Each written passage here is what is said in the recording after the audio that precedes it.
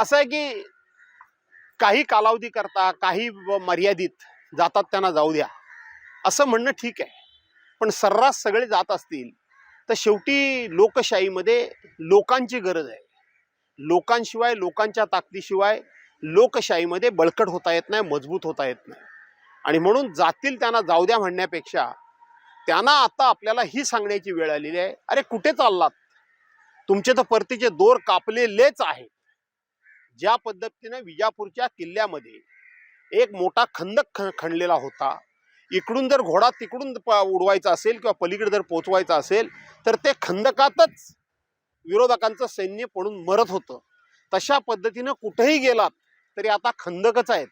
त्या खंदकात पडून मरण्यापेक्षा इथंच थांबा, इथेच लढा, आपण लढू आणि पुन्हा एकदा बाळासाहेबांची पुण्याई उभी करू, अशा पद्धतीचा एक आत्मविश्वास निर्माण करण्याची गरज आहे.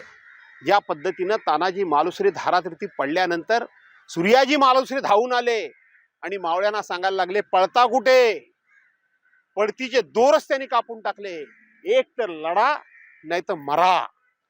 आणि मावळे लढले आणि हातातून गेलेला किल्ला त्यांनी पुन्हा मिळवला, यश पुन्हा मिळवलं, विजय पुन्हा मिळवला.